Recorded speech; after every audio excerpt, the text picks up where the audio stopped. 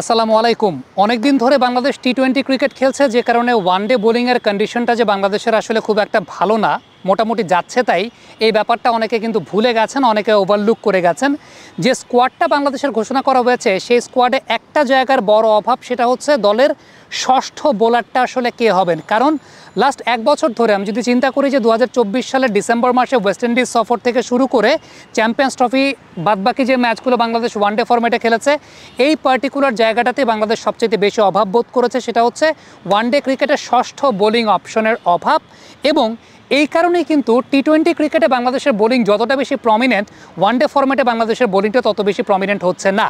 এই সময়ের মধ্যে বাংলাদেশের ওয়ানডে ফরম্যাটে যারা ষষ্ঠ বোলার হিসেবে কাজ করেছেন তাদের ইকোনমি রেটটা হচ্ছে 8.42, এবং শামীম পাটোয়ারি, সৌম্য সরকার, এদেরকে আমরা দেখেছি ষষ্ঠ বোলার হিসেবে ব্যবহৃত হতে।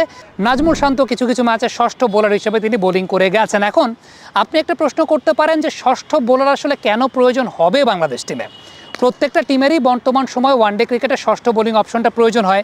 এক নম্বর কারণটা হচ্ছে যে কোনো একটা দিন যে কারো একটা ব্যাড ডে যেতে পারে, যে কোনো একটা দিন যে কারো একটা ব্যাড ডে যেতে পারে, এবং সেই ব্যাড ডেটাকে ওভারকাম করার দায়িত্বটা কিন্তু ষষ্ঠ বোলার যিনি থাকে তার, অর্থাৎ ষষ্ঠ বোলিং অপশনটা একটা প্রমিনেন্ট বোলিং অপশনই থাকতে হয়। কারণ একটা মেইন বোলারের অপশনটা যদি তার একটা ব্যাড ডে থাকে, সেই অপশনটাকে ওভারকাম করার জন্য। দ্বিতীয়ত যে বিষয়টা ইম্পর্টেন্ট সেটা হচ্ছে অনেক সময় অনেক ব্যাটসম্যানের জুটি জমে যায়, সেক্ষেত্রে উইকেট নেওয়াটা খুব গুরুত্বপূর্ণ হয়ে দাঁড়ায়। ষষ্ঠ বোলিং অপশনটাই সেই একটা আনইউজুয়াল বোলিং অপশন থাকলে পরে সেটা একটা উইকেট টেকিং পসিবিলিটি ক্রিয়েট করে। তবে বাংলাদেশের ক্ষেত্রে সবচেয়ে ইম্পর্টেন্ট ব্যাপারটা হচ্ছে বাংলাদেশের মেইন বোলারদের প্রবলেমটাই গেল এক বছরে অনেক বেশি দেখা গেছে, যে কারণে বাংলাদেশের ষষ্ঠ বোলিং অপশনটা খুব গুরুত্বপূর্ণ হয়ে দাঁড়ায়। প্রথমত ওই যে 2024 সালের ওয়েস্ট ইন্ডিজ সফর থেকে মেহেদী হাসান মিরাজের উইকেট টেকিং ক্যাপাসিটি অনেক কমে গেছে মিড ওভার্সে।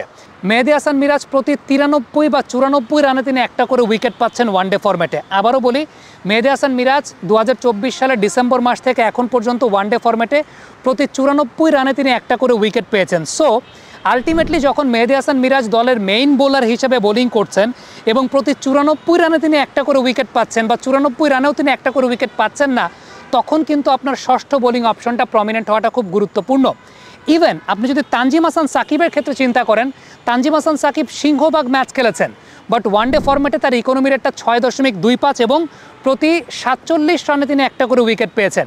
সো আলটিমেটলি বাংলাদেশের দুইটা বোলিং অপশন কিন্তু এই জায়গায় মোটামুটি লক খেয়ে যাচ্ছে। ইভেন মোস্তাফিজের কথা যদি চিন্তা করেন, এই গেল এক বছরে মোস্তাফিজুর রহমান প্রতি 78 রানে তিনি একটা করে উইকেট পেয়েছেন, বা প্রতি 79 রানে একটা করে উইকেট পেয়েছেন। তার মানে আপনি যদি চিন্তা করেন যে আপনার দলের মেইন দুজন বোলার, একজন প্রতি 94 রানে একটা করে উইকেট পাচ্ছেন, সেটা মেহেদী হাসান মিরাজ, আরেকজন মোস্তাফিজুর রহমান প্রতি 79 রানে একটা করে উইকেট পাচ্ছেন ওয়ানডে ফরম্যাটে, যেই দুইটা আপনার দলের মেইন বোলার, তখন তো আপনার দলের ষষ্ঠ বোলিং অপশনটা খুব গুরুত্বপূর্ণ। এই জায়গাটা থেকে আমার কাছে মনে হয়েছে যে আমাদের টিম সিলেক্টররা যখন টিম সিলেক্ট করেছেন, মোসাদ্দেক হোসেন সৈকত নামটা কেন কনসিডারেশনে ছিল না। কারণটা হচ্ছে, আবারও বলি, এক নম্বর তো যে বিষয়টা সেটা হচ্ছে আরেকটা বড় প্রবলেমে বাংলাদেশ টিম ভুগেছে, মাঝের ওভারে খেলা বড় করা। Mosaddek Saikat last Dhaka premier division cricket লিগে ম্যান অফ দ্য টুর্নামেন্ট ছিলেন। আপনি যদি এ টিমের খেলা চিন্তা করেন, সেই জায়গায় মোসাদ্দেক সৈকত বল হাতে ভালো পারফরমেন্স করেছেন। ওই যে ষষ্ঠ বোলিং অপশনের যে জায়গাটা, এটা একটা খুব গুরুত্বপূর্ণ বিষয়। দ্বিতীয়ত যে বিষয়টা সেটা হচ্ছে ওয়ানডে ক্রিকেটে মাঝে খেলা বড় করার জায়গাটা। এই কাল তো বাড়ি যাব, বাসের টিকিটটা কেটে দিও।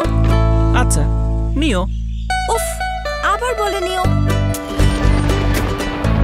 হাতে যখন নিও তখন বিল পে, ফান্ড ট্রান্সফার অথবা সেভিংস সবই হবে টেনশন ফ্রি। আপনি বলেন দিও, এমটিভি বলে নিও। এখানে অনেকে বলতে পারেন যে ঘরোয়া ক্রিকেটে তো ভালো খেলে, ইন্টারন্যাশনাল ক্রিকেটে পারে না। সেটা আপনার কাছে ম্যাটার নাও করতে পারে, কিন্তু সিলেক্টররা যখন সিলেক্ট করবেন, সিলেক্টররা কোন ক্রাইটেরিয়ার উপর বেস করে সিলেক্ট করবেন?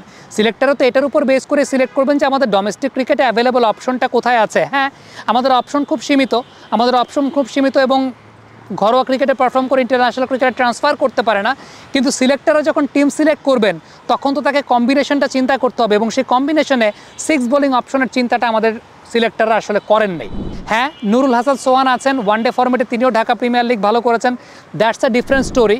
কিন্তু ওই যে অলরাউন্ডিং ক্যাপাসিটির যে জায়গাটা, ওই জায়গাটা আমার কাছে মনে হয় যে সবচেয়ে গুরুত্বপূর্ণ বিষয় হিসেবে কাজ করে। হ্যাঁ, সাইফের অপশনটা আছে, Saif can be a handy option, Saif হয়তো বা ষষ্ঠ বোলিং অপশনটা চিন্তা করতে পারে, কিন্তু মাঝের সময়টাতে খেলা বড় করা এবং সেই সঙ্গে বোলিং একটা এক্সট্রা বিট অফ অপশন হাতে রাখা আমার কাছে ব্যক্তিগতভাবে মনে হয় যে এই অপশনটা বাংলাদেশ টিম চাইলে এই স্কোয়াডে 15-16 জনের স্কোয়াডে সেই অপশনটা বাংলাদেশ টিম চাইলে রাখতে পারতো এবং সেটা রাখা উচিত ছিল। কারণ বাংলাদেশের টি-20 বোলিং যেরকম ভালো, ওয়ানডে বোলিং কিন্তু আসলে সেরকম ভালো না। অনেকে হয়তো বা ভুলে যাচ্ছেন বা ভুলে গেছেন যে বাংলাদেশ সাম্প্রতিক সময় ওয়ানডেতে বোলিংটা অনেক বেশি মাত্রায় স্ট্রাগল করেছে, ব্যাটিংটা তো অবশ্যই আছে। মাঝের সময়টাতে খেলা বড় করার যে জায়গাটা, সেই খেলা বড় করার জায়গাটা কেউ করতে পারছেন না।